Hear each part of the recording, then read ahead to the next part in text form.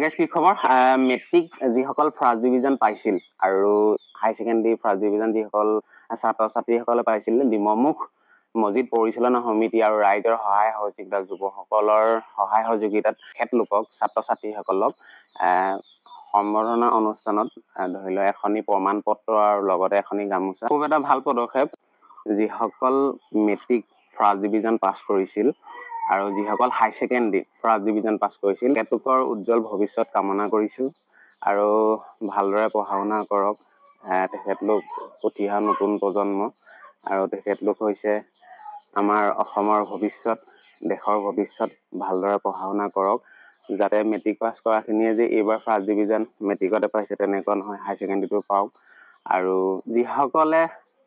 Second পাইছে third পাইছে তেখেতলোকো দুখ কৰিবলগীয়া কোনো প্ৰয়োজন নাই ভাল ধৰণে পঢ়ক আৰু যিসকলৰ পৰীক্ষা বেয়া হৈছে তেখেতলোকে আকৌ এবাৰ চেষ্টা কৰক যে এবাৰ দিলে যে বিফল হৈ গ'ল বহি দিব লাগিব তেনেকুৱা কথা নহয় বাৰে বাৰে চেষ্টা কৰিলে নোৱাৰা কাম 100 বাৰ কৰিলেও পৰা যায় বুলি আমি কিতাপে পত্ৰই পঢ়িছোঁ আৰু সৰুৰ পৰা শিকিও আহিছোঁ আৰু লাগি থাকিলে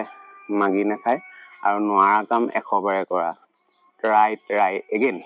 আজি জুম্মাবাৰ শুকুৰবাৰ মছজিদত গৈছিলোঁ জুম্মা নামাজ পঢ়াৰ পাছত সকলো ৰাইজ যিসকল বহিলে দেখিছে তেখেতলোকে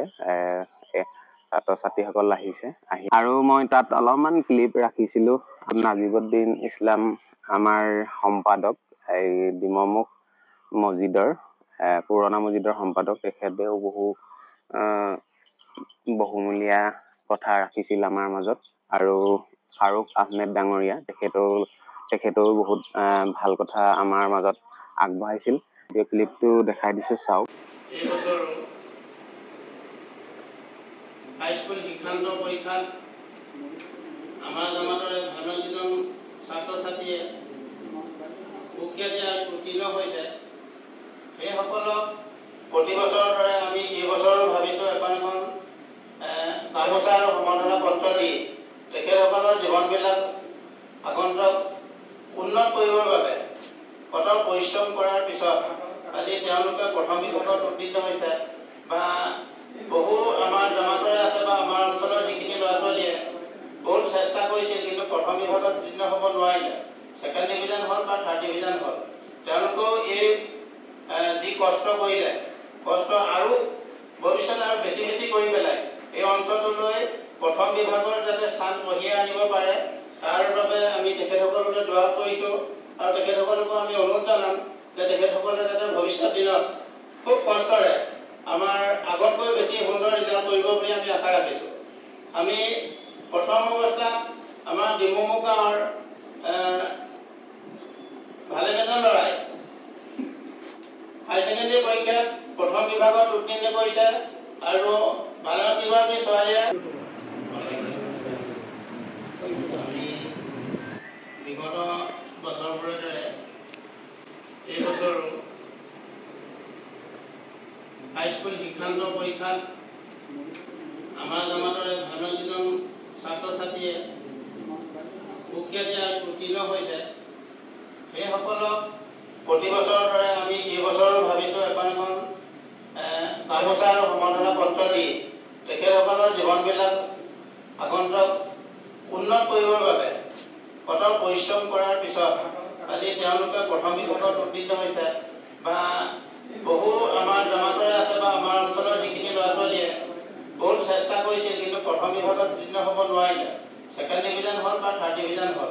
তেওঁলোকেও এই যি কষ্ট কৰিলে কষ্ট আৰু ভৱিষ্যতে আৰু বেছি বেছি কৰি পেলাই এই অঞ্চলটোলৈ প্ৰথম বিভাগৰ যাতে স্থান কঢ়িয়াই আনিব পাৰে তাৰ বাবে আমি তেখেতসকললৈ দোৱা কৰিছোঁ আৰু তেখেতসকলকো আমি অনুৰোধ জনাম যে তেখেতসকলে যাতে ভৱিষ্যত দিনত খুব কষ্টৰে আমাৰ আগতকৈ বেছি সুন্দৰ ৰিজাল্ট কৰিব বুলি আমি আশা ৰাখিছোঁ আমি প্ৰথম অৱস্থাত আমাৰ ডিমমুখ গাঁৱৰ ভালেকেইজন ল'ৰাই হাই ছেকেণ্ডেৰী পৰীক্ষাত প্ৰথম বিভাগত উত্তীৰ্ণ কৰিছে আৰু ভালেমান কেইগৰাকী ছোৱালীয়ে হাইস্কুল শিক্ষান্ত পৰীক্ষাত আৰু উচ্চতৰ মাধ্যমিক বিদ্যালয়ৰ প্ৰথম বিভাগত উত্তীৰ্ণ হৈছে গতিকে আমি তেখেতসকলক আমাৰ মছজিদ প্ৰাংগণলৈ আমন্ত্ৰণ জনালোঁ যে তেখেতসকলক আমি এটা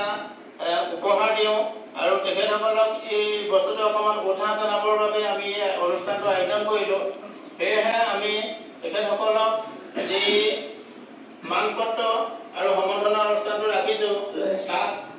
অকণমান আগুৱাই নিবৰ বাবে বা এই বিষয়ে অকণমান ভৱিষ্যত জীৱনত উন্নতিৰ আগত আগবাঢ়ি যাবৰ বাবে আমাৰ জামাতত উপস্থিত থকা ভালেমান ব্যক্তি আছে,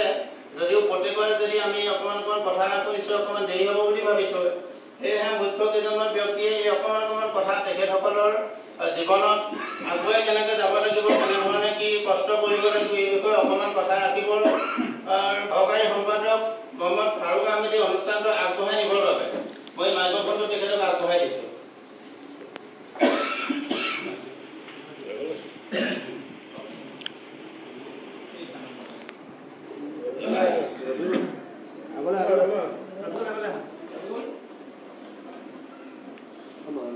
উচ্চতৰ মাধ্যমিকত সুখ্যাতিৰে উত্তীৰ্ণ হোৱা ছাত্ৰ ছাত্ৰীসকল সকলোলৈকে আমাৰ ডিমৌমুখ মছজিদ পৰিচালনা সমিতিৰ তৰফৰ পৰা আন্তৰিক অভিনন্দন আৰু শুভেচ্ছা জ্ঞাপন কৰিছোঁ আৰু আগন্তুক দিনত তেখেতলোকৰ উজ্জ্বল ভৱিষ্যত কামনা কৰিলোঁ। আজি আমাৰ সকলো ইয়াত একগোট হোৱা বা সমবেত হোৱাৰ মূল উদ্দেশ্য এটাই যে আমি ইয়াত অভিভাৱকসকল বা যিসকল ষ্টুডেণ্ট খুব সুখ্যাতিৰে উত্তীৰ্ণ হয় আমি তেখেতলোকক ইয়াত আমন্ত্ৰণ জনাইছোঁ বা আমিও জুম্মা পঢ়িয়ে ইয়াতে বহি আছোঁ, আমি গাৰ্জেনসকল বা সচেতন ব্যক্তিসকল আমাৰ মূল উদ্দেশ্য এটাই, যিহেতু আমাৰ সমাজৰ পৰা জাতি ধৰ্ম বৰ্ণ ভাষা নিৰ্বিশেষে কোনে দিছে ক'ত দিছে সেইটো ডাঙৰ কথা নহয়। সুখ্যাতিৰে উত্তীৰ্ণ হৈ আমাৰ অঞ্চল তথা আমাৰ সমাজলৈ যি গৌৰৱ কঢ়িয়াই আনিছে তেখেতলোকক যদি আমি যদি কোনো ধৰণৰ প্ৰেৰণা অনুপ্ৰেৰণা যোগাব নোৱাৰোঁ বা আমি যোগাত সহযোগ নকৰোঁ, তেখেত হয়তো তেনে এটা কাম কৰি গ'লে আমাৰ উঠি অহা প্ৰজন্মই উৎসাহিত নহ'ব আৰু আমাৰ মানে আধৰুৱা হৈ যাব। গতিকে বিগত বৰ্ষৰ দৰে এই বৰ্ষতো 2024 বৰ্ষত ডিমৌমুখ মছজিদ পৰিচালনা সমিতিৰ ফালৰ পৰা আমি হাইস্কুল শিক্ষান্ত পৰীক্ষাত উত্তীৰ্ণ হোৱা আৰু উচ্চতৰ মাধ্যমিকত উত্তীৰ্ণ হোৱা প্ৰতিজন ছাত্ৰ ছাত্ৰীক ইয়ালৈ নিমন্ত্ৰণ জনাব লাগে, যদিও কেৱল মাত্ৰ আমি প্ৰথম বিভাগত উত্তীৰ্ণ হোৱা ষ্টুডেণ্টসকলকহে আমি ইয়ালৈ নিমন্ত্ৰণ জনাইছোঁ, যিহেতু আমাৰ অনুষ্ঠানটো মছজিদ প্ৰাংগণত পাতিবলগীয়া হয়। গতিকে ফাৰ্ষ্ট ডিভিজন ছেকেণ্ড ডিভিজন সকলোকে যদি আমি একগোট কৰি দিব পাৰোঁ খুব ভাল হয়, কিন্তু আমাৰ প্লেটফৰ্ম এটা নাই কাৰণে আমি অনুষ্টপীয়াকৈ কেৱল মাত্ৰ প্ৰথম বিভাগত সুখ্যাতিৰে উত্তীৰ্ণ হোৱা ছাত্ৰ ছাত্ৰীসকলক আমন্ত্ৰণ জনাই আমি নিচুকনি এটা উপহাৰ সমাজৰ মাজত দিওঁ আৰু ৰাইজৰ দোৱা আশীৰ্বাদ দি তেখেতলোকৰ উজ্জ্বল ভৱিষ্যত কামনা কৰোঁ। গতিকে আমাৰ মূল উদ্দেশ্য সেইটোৱে, তেখেতলোকক আজি ইয়ালৈ নিমন্ত্ৰণ জনাই তেখেতলোকক আমি একো দিব নোৱাৰোঁ যদিও আমাৰ অন্তৰৰ ফালৰ পৰা মুৰব্বী হওক যুৱ সমাজে হওক দোৱা আশীৰ্বাদ একাজলি দি যাতে তেওঁলোকৰ উজ্জ্বল ভৱিষ্যত পূৰণ হয় তাৰ প্ৰয়াসে আমি এই অনুষ্ঠানটো প্ৰতি বছৰে কৰোঁ। যিসকল মেট্ৰিকত ফাৰ্ষ্ট ডিভিজন পাইছিল আৰু হাই ছেকেণ্ডেৰীত ফাৰ্ষ্ট ডিভিজন পাইছিল ডিমৌমুখ মছজিদ পৰিচালনা সমিতি হৈ ৰাইজৰ সহায় সহযোগিতা তেখেতলোকক ছাত্ৰ ছাত্ৰীসকলক সম্বৰ্ধনা অনুষ্ঠানত ধৰি লওক এখনি প্ৰমাণ পত্ৰ আৰু লগতে এখনি গামোচা খুব এটা ভাল পদক্ষেপ।